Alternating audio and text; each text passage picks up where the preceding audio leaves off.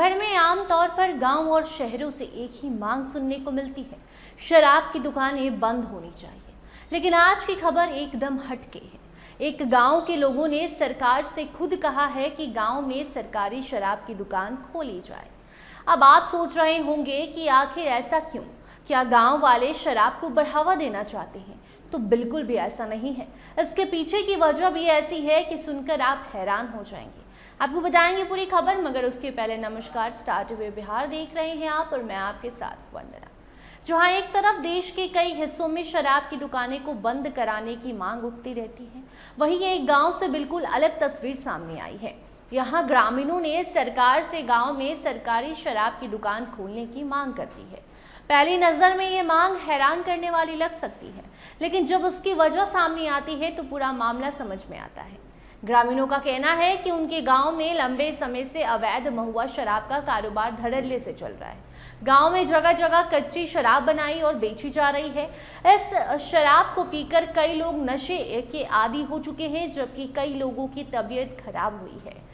जहरीली शराब के कारण भी लोग शराब को चालू कराना चाहते हैं।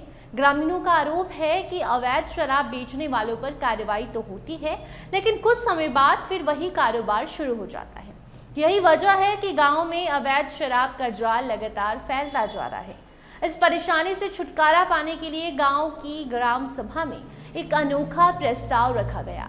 बैठक में मौजूद लोगों ने सरकार से मांग की है कि गांव में एक लाइसेंसी यानी सरकारी कंपोजिट शराब दुकान खोली जाए।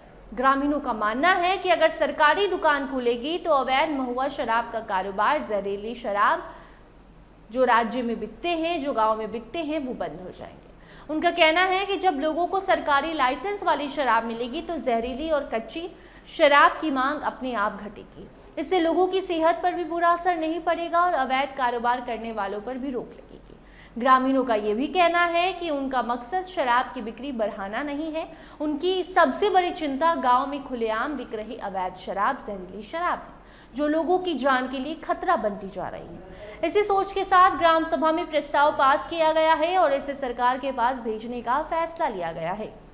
ये पूरा मामला छत्तीसगढ़ के बलौदा बाजार जिले की टुंड्रा तहसील के ग्राम पंचायत नरधा का बताया जा रहा है। आपको बता दें कि 24 जून को हुई ग्राम सभा की बैठक में ये प्रस्ताव सर्वसम्मति से पारित हुआ था और अब धीरे धीरे ये खबर देश भर में फैलने लगी है कि देखिए, एक ऐसा गांव है जो शराब जो बंद है या जो सरकारी ठेका है वो खुलवाने की मांग कर रहा है।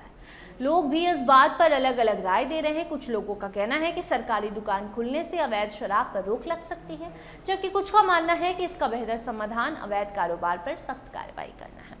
अब सबसे बड़ा सवाल यही है कि प्रशासन इस मामले में क्या फैसला लेता है। क्या अवैध महुआ शराब के कारोबार पर सख्त कार्रवाई होगी या फिर ग्रामीणों की मांग को देखते हुए गांव में सरकारी शराब की दुकान खोलने पर विचार किया जाएगा। फिलहाल इतना तय है कि ये मामला उन खबरों से बिल्कुल अलग है जहां शराब की दुकान बंद कराने की मांग की जाती है, और वो भी गांव से ये खबर आई है।